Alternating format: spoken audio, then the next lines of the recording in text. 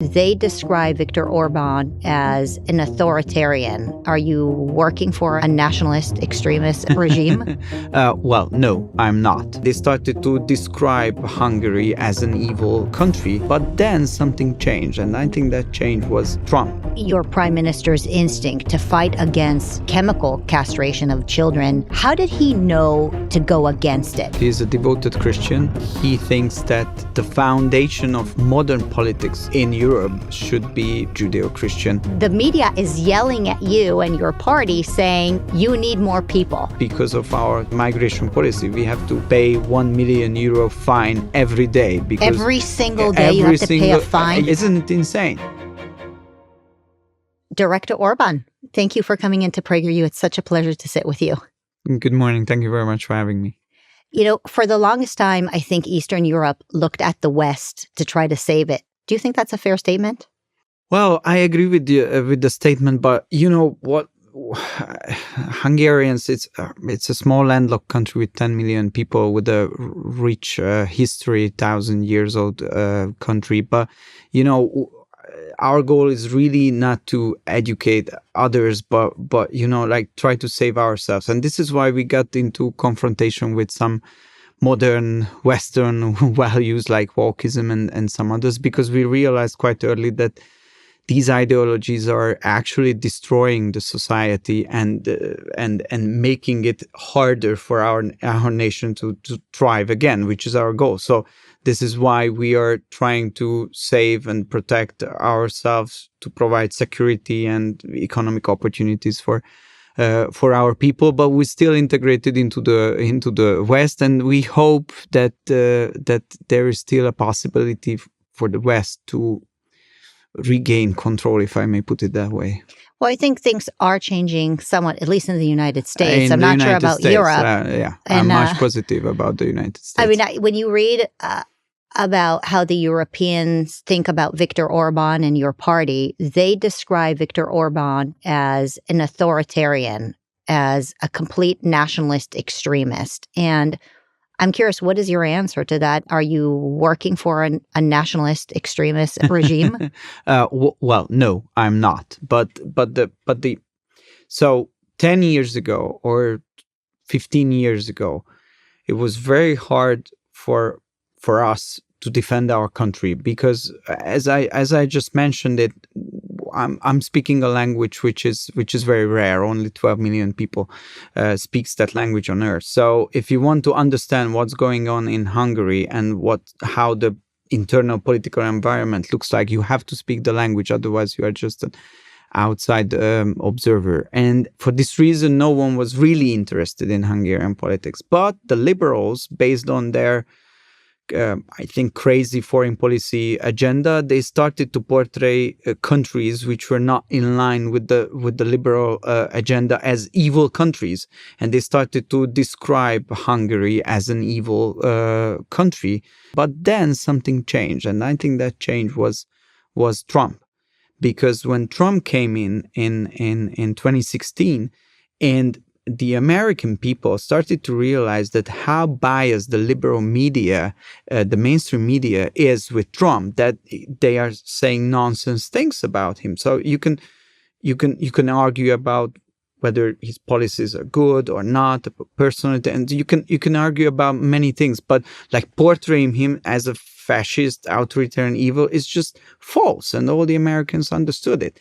And then I think that was the game changer, when they started to realize, average American citizens, that if it can happen with President Trump, that it can also happen with other leaders who are also portrayed as evil. And then the American conservatives started to discover what's going on in Hungary, and many people came and they realized that no, it's not a perfect country, but it's completely rational, common sense-based policies. We try to support families. We try to protect national sovereignty. We keep the illegal migrants out. You can walk in a safe and sound way on the streets, and we're trying to make our economy better. And for the liberals, this is something radical, and this is something nonsense. So now I think the situation is changed very much, and we are in a more convenient position, if I can say that. When you talk about Orbanism, it almost become this phrase that people use. I think the things that come to most people's minds are your view of immigration and the very strong borders that Hungary has erected around its country, and your view around the LGBTQ advocacy and policies. I know that there was a lot of friction between the Biden administration and Viktor Orbán's administration over the LGBTQ stuff. And not only have you been resisting, I guess, what you would call the post-liberalism expectations of what Hungary should do, you've actually been penalized for resisting it by the EU, right? So for those who haven't really followed Hungary closely and its battle with post-liberalism, can you just describe to us what has been going on and how you've been penalized for really, I guess, standing up for your values and ideology? Yeah. So first of all, what is very hard to understand from an American point of view is the European Union, and how the European Union as a supranational entity is operating, and how the member states can move within the European Union.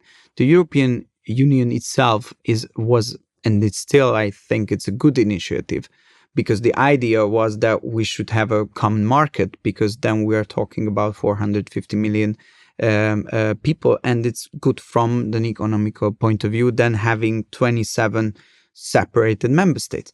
That's how the story started. But since then, the European Union, the transnational body, bureaucracy, a kind of a European deep state, was created. And now they are using all their legal tools against the member states. And what they are working on is the further centralization of the power. And if you are not, and they are not neutral at all anymore, as all deep state powers, they are liberal. And they are pushing liberal policies forward. And the member states within the European Union, they are trying to protect their own interest. And that's the reason why we have the confrontation on various issues. The first story, as you mentioned, was the migration case, when, from one day to another, we realized that 400,000 people are trying to march across our country, and it created a chaos. And my prime minister said that, no, it's not tolerable. So we have to restore law and order. Immigration is not the right. It's protecting the country. This is what our constitutional obligation is. Everybody has the right to apply for asylum, but they have to wait and cooperate with the authorities. If it doesn't happen, that we have to close the borders. And this is what happened. And immediately the European Union, which was dominated by liberal forces, and the big member states also had liberal governments, they tried to force Hungary to open its borders. And right now, so today, after 9 years, we are under financial sanctions because of our migration policy. We have to pay €1 million fine every day. Because every single day you have to pay a fine for not letting more immigrants in, or for not allowing more illegal immigration? Yeah, not letting more immigrants in. So isn't it insane? I mean, and if I mention it to American friends, they all tell me that, oh, you are very lucky because that's a cheap deal. So it would cost you much more if you let them in. If you did let them in. Yeah, but still. Isn't it outrageous? So I think it is, and the same happened with the woke ideology story. When we realized that, oh my God, this is something which is coming, and first through the culture, but sooner or later it will be pushed by NGOs. It will be forced to take into the media, to the education. And as you mentioned, the American ambassador personally himself is he is leading the movement the woke movement on Hungary, and they put pressure on everybody who is not signing up for that. We realized that this is something very, very dangerous, and we have to unite the Hungarians. And we organized a referendum, and like huge amount of people, even those who disagree with the government on political issues, voted against the gender propaganda in schools, in media. And then we created an institutional and the legal framework which makes it impossible to push gender ideology in kindergartens, in school, and through media. Then the whole blow up happened in the European Union, and still we are under legal procedures, and they withhold our funds because we are not signing up for the gender ideology. This is the everyday reality, and this is why I would describe Hungary as a European country which is defending its values against the transnational liberal elites in Europe. Where do you think your prime minister's instinct to fight against gender-affirming care and the early castration and really chemical castration of children, how did he know to go against it when so many world leaders, they want to take the money, they want to be part of the club, they want to be loved by the EU, they wanted to be loved by, the West? He somehow felt like he had to just take what it needs to take and push against it at serious critical loss. I mean, it sounds like this has become an obsession of the EU, so much so that they're willing to put pressure on another country. And it's much worse since President Trump was reelected, because all the transatlantic elite people now look Brussels as a power center for themselves. So the pressure is getting and their whole focus is just the LGBTQ stuff. That's like with everything that's happening in the world, with the economy and energy and all of that. Crazy. Their absolute obsession is this. But somehow Viktor Orbán knew not to succumb to the pressure. Where do you think that comes from? I think it comes from the religious and moral background of him, because he's a devoted Christian, and he thinks that the foundation of modern politics should be in Europe, the Judeo-Christian heritage. And from that point of view, you look on what they are promoting, and in a very simple way, you can say that it's wrong. I mean, it's obvious that it's from a moral point of view, it's wrong. And in politics, there are just globalization and technology makes things a little bit more complicated. But if you don't listen to these voices, then it's obvious that in politics, there are still things which are related to basic values and related to things which are just generally wrong or generally good. And politicians should act in favor of promoting good things and resisting against bad things. And this is the Hungarian innovation, if I may call it that way. And honestly, in the long term, it pays off. You just have to survive. This is what happened with the migration issue. So all European countries which made the decision that they let the migrants in, now they are suffering. They have the protests, they have the terror attacks, they have the parallel societies.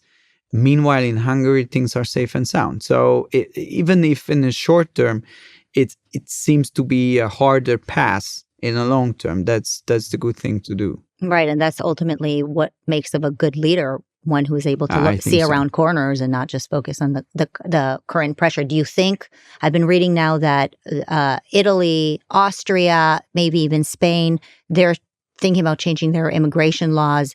Do you think that Hungary is impacting them? And do you think it can even be salvaged over there?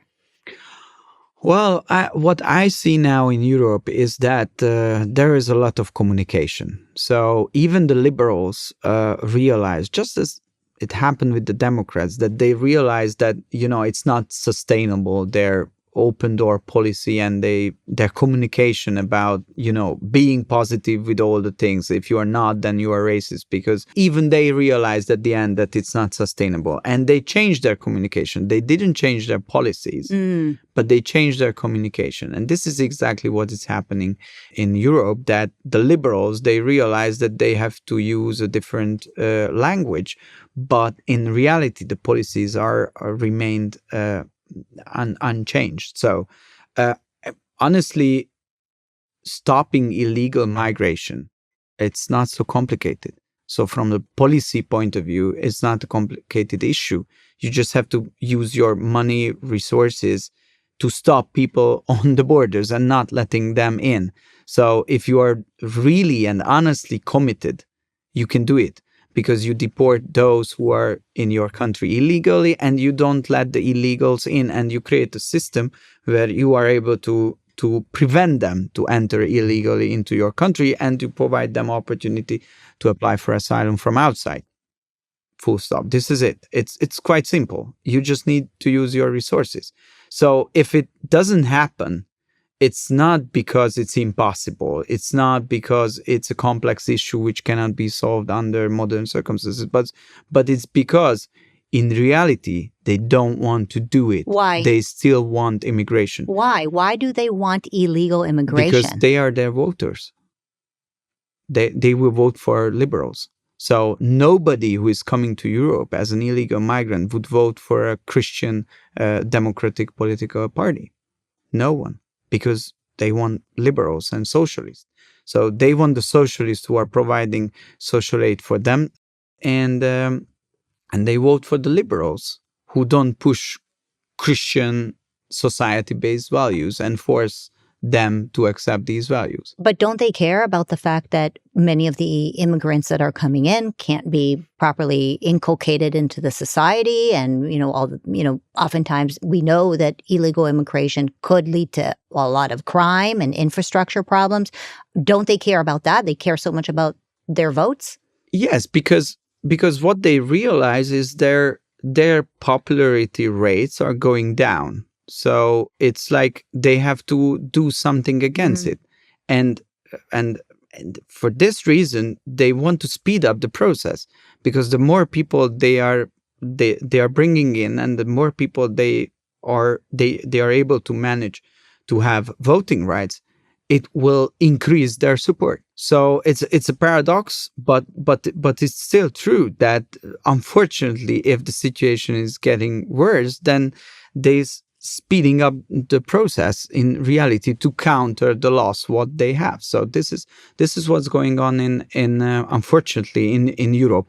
There are some countries, you mentioned Italy. I think that's a prime and a good example where people voted for a national conservative government, and they are trying to do their best. But there is no on the European level, there is a change in the communication, but there is no change in the real policy arena. You just have to follow what's going on with Hungary. If the EU says that, we are supporting the Hungarians, it would mean that there is a change in the policy. But until that, I think it's just communication, so you unfortunately. Think very possibly the folks in Spain or the leadership in Austria or even Italy, they're looking at Hungary and saying, well, the EU is penalizing Hungary for doing these things. We don't want to step up and stop illegal immigration into our countries because the EU will punish us. So in Spain, there is a liberal government in charge, and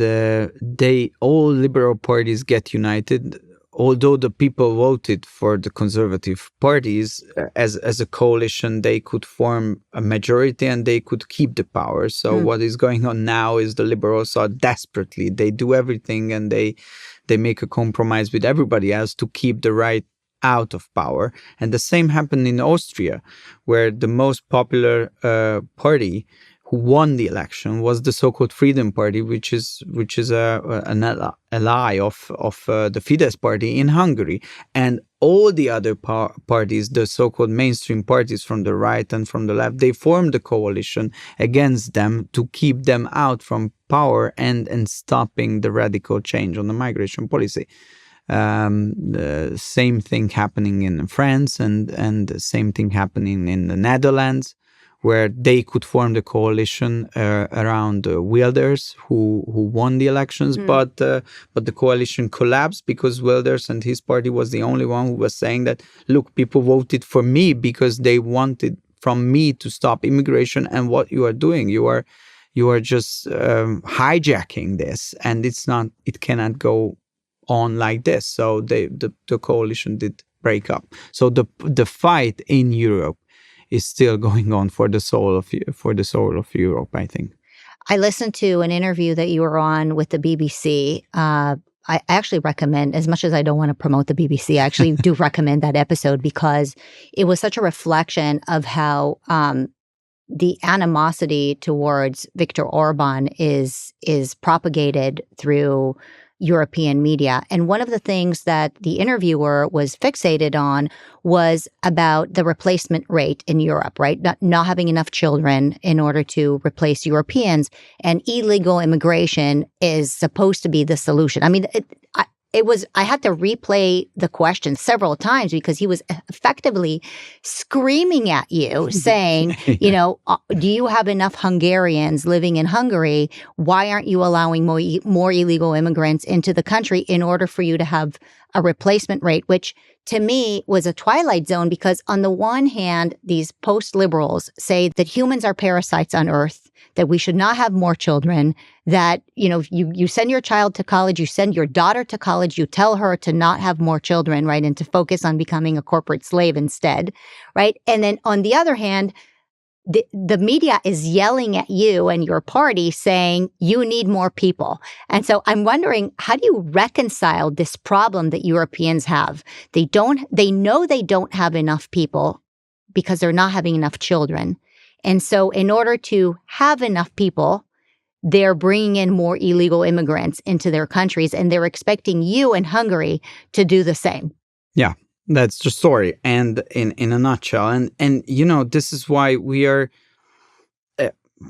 telling them that, look, we don't want to give you advices, so you can do with your country whatever you want, but like we think you made the decision that you have demographic problems, and you want to solve that through illegal migration. That's up to you, your decision, but we would like to take a different path because we think that it might be too risky.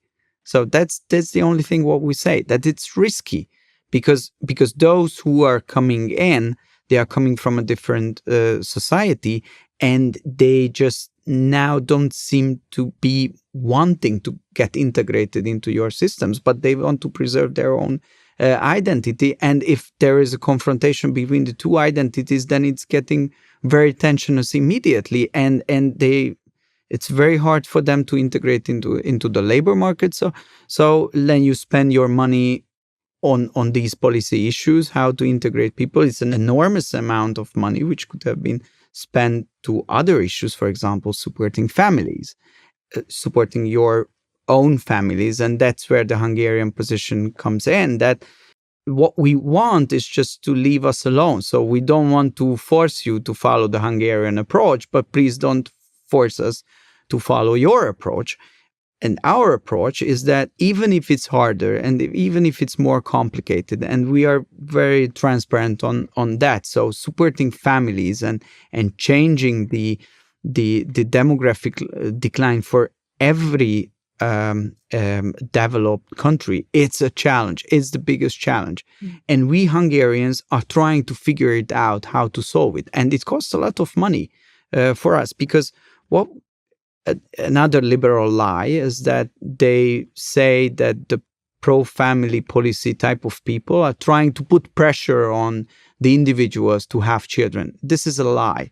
So according to every public opinion poll in the United States, Great Britain, Hungary, people want to have more children that they actually, at the end, they end up having.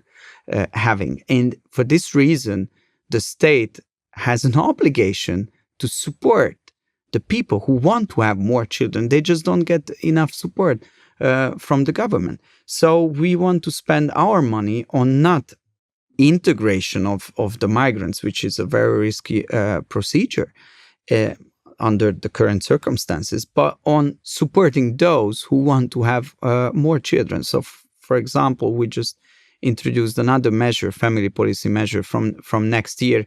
Mothers with more than 2 children, so 2, 3, 4 or more children, they don't have to pay any income tax in their entire life.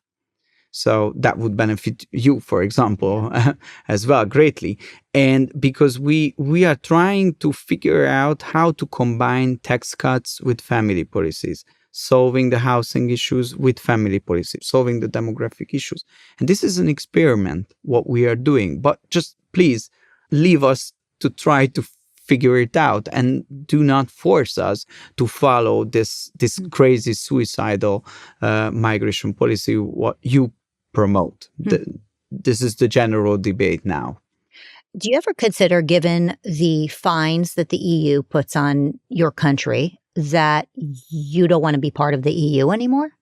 Well, unfortunately, this is not a reality or a potential reality for us, because we are in the middle of Europe, and we are a proud European. So the Hungarian identity is linked to the identity of being part of the West and being part of Europe, even like to defend Europe, and through the European Union we have access to the market. So our strategy is not to leave, but to reform the European Union, because it's still, I think, I deeply believe that it's still undecided what future the European Union will have, and it still can be saved, as the Americans are still believe that the American state can still be reformed or saved from the deep state. I truly believe that it's the case in Europe as well. So what we are doing is not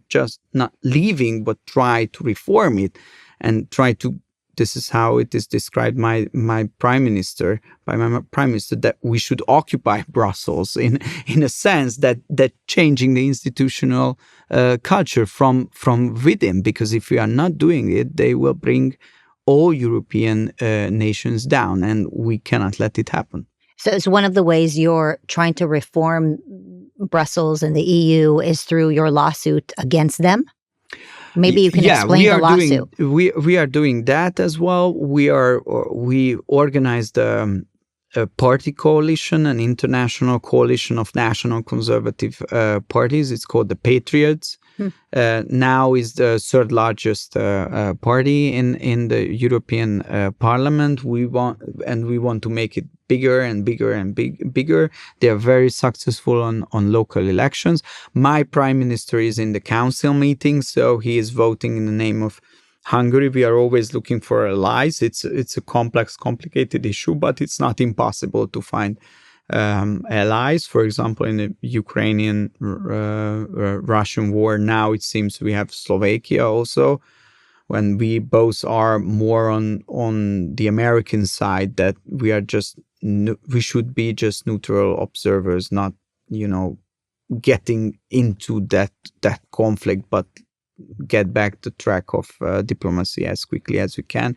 So an alliance can be formulated by coalitions in the council, and we have think tanks and in Brussels, and we try to work together with other national conservatives from other parties to figure out what's going on and give an alternative future for the European Union.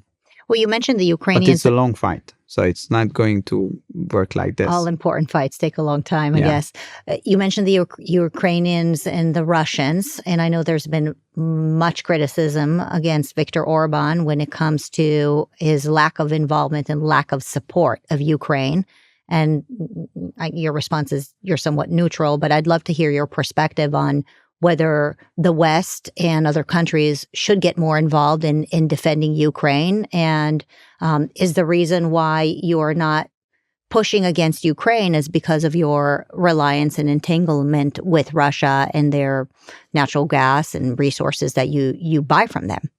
So actually, the story is, I think it will be quite similar just as the migration story. So my prime minister, when the Russian invasion started, which is obviously unacceptable and it's a clear violation of international law, but day one, my prime minister warned everybody that it's not an opportunity for the West to create a proxy war through Ukraine against Russia, because if we consider the situation like this, it will drag us into a war which we will lose, and it will cause serious harm for the West, and many people will die, and in the end for nothing. So he warned that the interest of the West would be to use diplomacy to make a compromise and to have a long-term agreement between the West and Russia. This idea was rejected, and the Biden administration was pushing all European member states to sign up for this proxy war, military support Ukrainians, and so on and so on. From the humanitarian point of view, I think we are doing our best because we are a neighboring country. So we are many Ukrainian refugees are coming, and we have the biggest humanitarian operation in Ukraine and in Hungary, supporting the Ukrainian community. But we rejected to support them militarily, because we were saying that this military conflict leads us nowhere.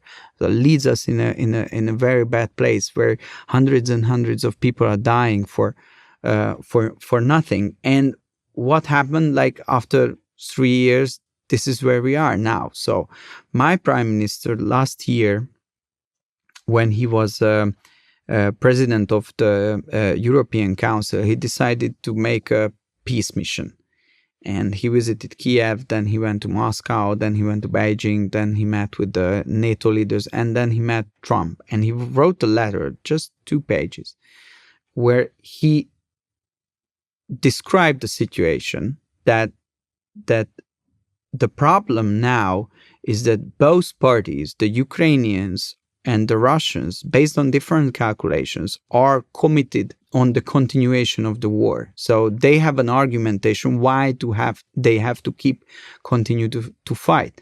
So what he was saying is that if we want to end this conflict, we need neutral outside mediators, mainly the United States, but it could be also a coalition together with China and Turkey and some other countries, and Europe for sure, where we jointly put pressure on both sides to give it up and to make an agreement. And if we are not doing that, first, my prime minister warned the Europeans that America will re-elect Trump, and Trump will have a different approach on that issue, and Europe will left alone. And this is exactly what happened. And unfortunately, since then, the European Union decided to further continue Biden's policies on the war and not supporting Trump. So there is now a conflict between United States and Europe, because the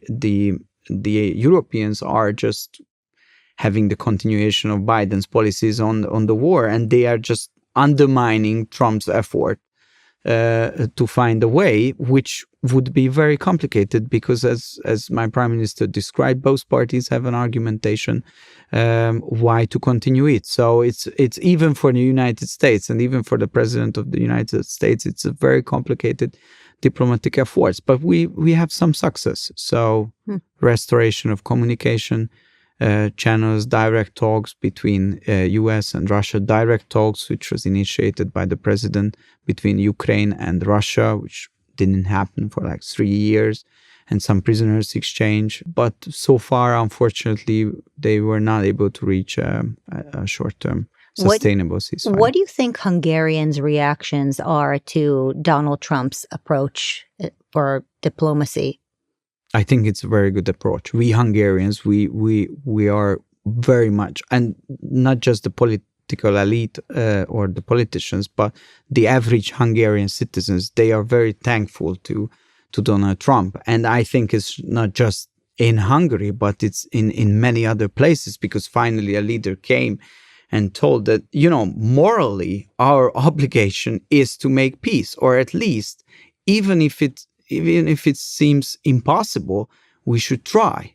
And if we fail, we should try again, because that's how politics and leadership should look like. So the Hungarian average voters are very thankful to President Trump for this new approach, and they understand how complicated it is, and the entire media and everybody, as you see, it's turning against him, as they are turning against my prime minister. So you are immediately a Putin puppet and a Russian asset and so on and so on. So this crazy accusations you get, but the goal is to achieve peace and to stop a nonsense war, which would really, as it was said by the president, it should have never started.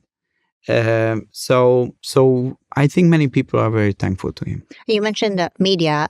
We can't sit here without talking about social media and how it has impacted our countries.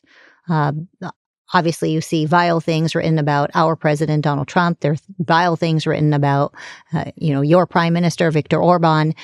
Plus, we know that there are NGOs like Soros-backed NGOs that are propagating all kinds of ideas online. There's China that has gotten involved, and the Russians have gotten involved, and so there is a new frontier of war, which is social media.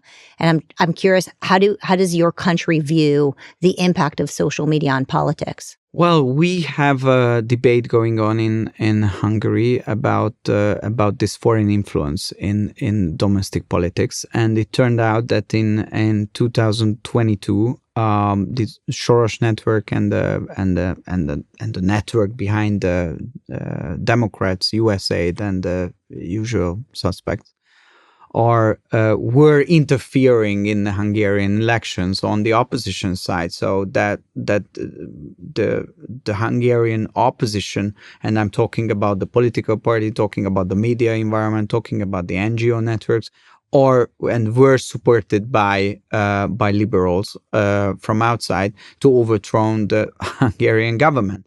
And this is not just a conspiracy theory, so it's factually proven that this is what happened. And we try to figure out a legal construct when it's not happening again. As you can imagine, they try to portray it as a freedom issue.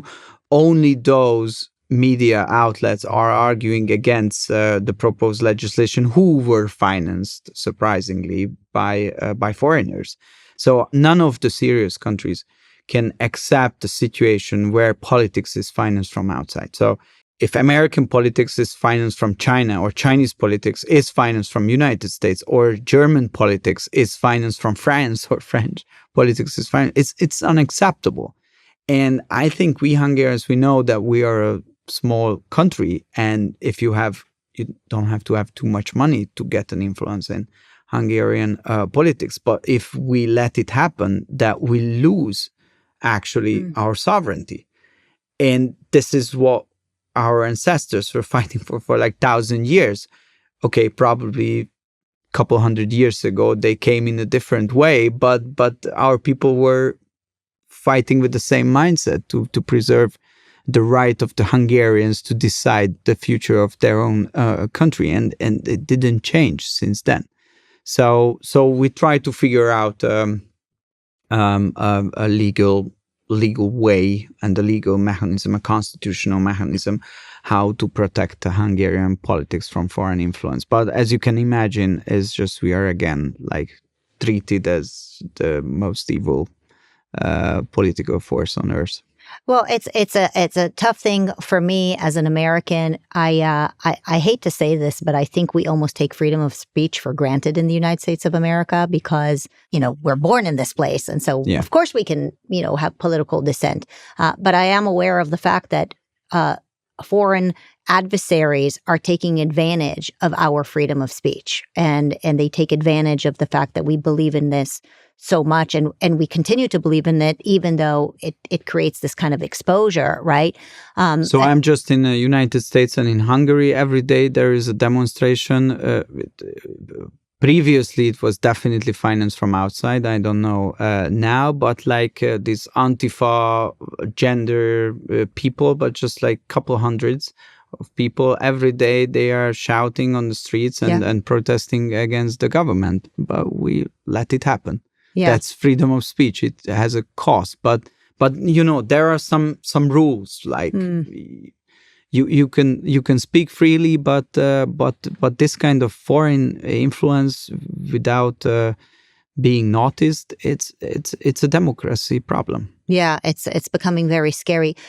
What are your thoughts on the war between Iran and Israel now? We're sitting here in the middle of this incredible, crazy time around the world. Yeah. Have you and the Prime Minister had any official ideas or thoughts of what should happen in the region? And so, first of all, for us in Hungary, we still have the largest Jewish community in Hungary, and they are having a cultural revival. The streets of Budapest are very safe compared to the Western capitals, and our first and foremost duty in this situation is to protect them. That's our priority number one in every situation like this, because they are Hungarians and the Hungarian state has a duty to protect them. The second thing, what we learned is that if we have a war on the Middle East, sooner or later it will have a direct negative effect on our country. So, because after the so-called Arab Spring, couple years later, millions and millions of illegal migrants were showing up on our borders, which caused a serious security problem for our country. So we learned that a big war on the Middle East is something which is very dangerous for the Western world. So we support every initiative which is about to find a way to find a peaceful solution. And the third thing is the experience. So during the first term of Donald Trump, he was able to manage a peace process between the Arab countries and Israel. And that was a historical achievement. So, and it's proven that he's capable of doing it. At the end, this is his intention, to bring peace even in this very fragile and very complicated situation to the Middle East. So we hope that he will find a way how to achieve that. And it was proven during the previous term. But it's interesting that you say that, because on the one hand, I think people view Hungary now as nationalist, almost isolationist, didn't want to really get involved, didn't want to get involved with Ukraine and just kind of let other countries have their own problems.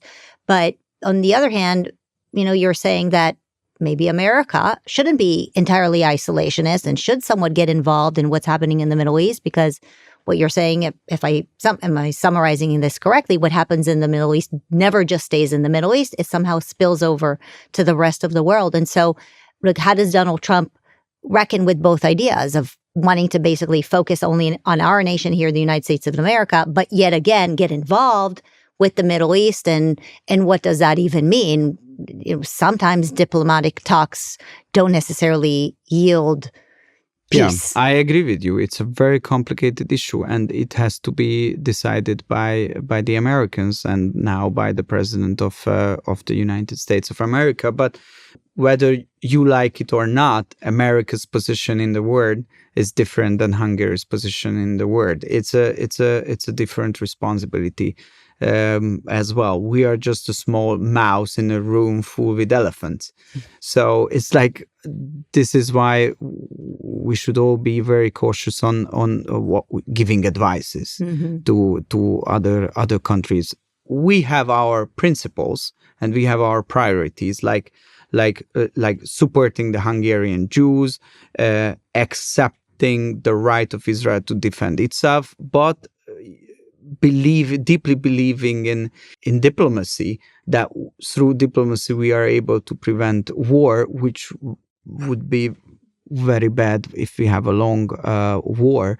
It would be very bad for everyone. So this is these are the Hungarian priorities, and this is what we can promote. But the responsibility of the big countries, US, Russia, China, it's very big, because in an upcoming 10, 20, 30 years, when we have this world order transition period, the situation everywhere will be very fragile. And it's not just a single issue. Similar things will happen, unfortunately, in other places as well, not to mention any specifically. But the community of mankind has to understand that this is the new reality where we're living. The Pax Americana is not there, and if we can find a modus vivendi, can find a power balance between the big players, that there will be no Pax at all, and that's not a good good future for the mankind. So I think everybody should support those politicians on both sides, so eastern side, western side, who seem to be committed to understand this challenge and act in accordance with it. One of the things that I read that Hungary has done recently is withdraw from the ICC, the International Criminal Court. Can you explain why you did that? We realized that the ICC, so the criminal court, became an over-politicized institution. So this is what I try to describe. So when we have a change of the world order, then all the international organizations have to adapt, and they have to find a strategy for themselves, whether they will adapt to the new world order, and their goal will be to make this transition period smoother, or they become like guardians of the ancient regime and they resist.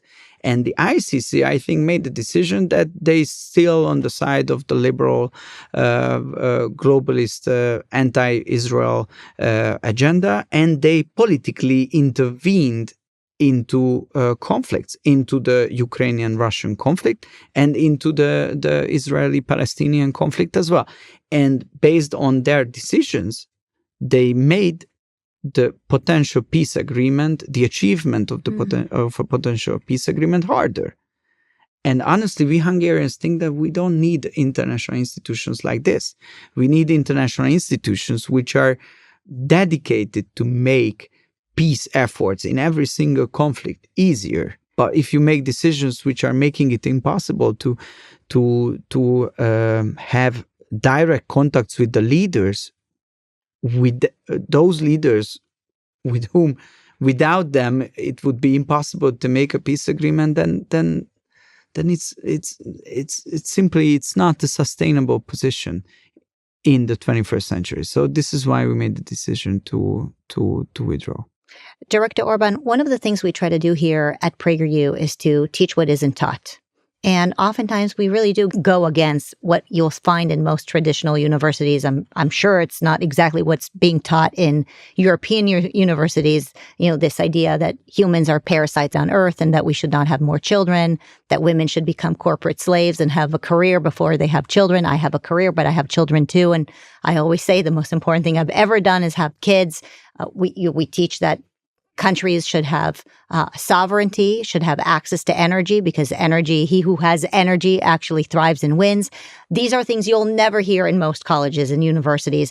And I'm curious, now that you have an opportunity to speak to the millions of people that watch PragerU, if you could correct what should be taught, right? If you could actually teach what should be taught but isn't being taught, you're here in the West, what would you like to share as final words that citizens of the world can just get a little more common sense? It's the most complicated question today. So I think the major problem or the biggest problem of contemporary education, not just higher education, but also elementary school and high school education, is that I think education, in a sense, to give you knowledge about professions, should be combined with general kind of upbringing, that you become a better person, a responsible citizen, a member of a community, and you get a kind of a sense of upbringing, physically, mentally, value basis, and so on. And good education, but it's not innovation. The ancient Greeks were knowing that very well, and this is how they educated their children. So So it's an old knowledge. A general type of education should be combined with this kind of upbringing. And if we in Western Europe and in the United States, so in the Western world, we forget it and we let it go, and we will substitute it to some kind of trendy indoctrination, then it's going to be very hard, and without noticing it, we will have a generation of people who really hurt by these bad ideologies, and then could have a devastating consequence of our peace and possibility of prosperity. So everybody should focusing on how to restore this ancient kind of knowledge of combining the general type of upbringing where people can simply differentiate between good and bad, and a classical type of education where you get to be a good lawyer or economist or whatever you want to be. Yeah, well, and certainly that would be the baseline to expect that our leadership will have that kind of discernment, right? If they understand what is true and what is beautiful and what is right, and so that when they make these decisions, it's not just based on whatever social media trend or woke trend is coming our way. Final words. You're here in the United States. What are you hoping to accomplish during your visit here? Well, I will have opportunity to meet with the United States many of the leaders of the new leaders of the administration. What I experienced recently is that they are doing great in foreign policy. So I think this America First policy initiative is very good in a sense that we as Hungarians we can connect to that, because we have our own foreign policy agenda, which is Hungary first. Mm-hmm. And if you have two countries with two national interest-driven policies, then you can find the common ground. It's in a very easy and pragmatic way. When the American foreign policy was about liberal interventionalism or international ideologically driven foreign policy, that was almost impossible to connect to that for a conservative country like Hungary. So I'm very optimistic, and we're trying to make agreements which mutually benefits people of United States, although I understand that for them probably Hungary is not the most important country because we are small, but still the US administration's duty is to make decisions which benefit in every aspect the citizens of US, and we have to make agreements which are good for the people of Hungary, and this is what I'm looking for. Well, I'll end with this. Every Hungarian I know is incredibly competitive. And so it is not a surprise to me that you like the concept of America First and why it resonates. And it's been really a great pleasure to talk to you. Thank you for your openness and honesty. And Thank you very much. I appreciate welcome to it. America. It's good to have you here. Thank you very much. Good luck for PragerU.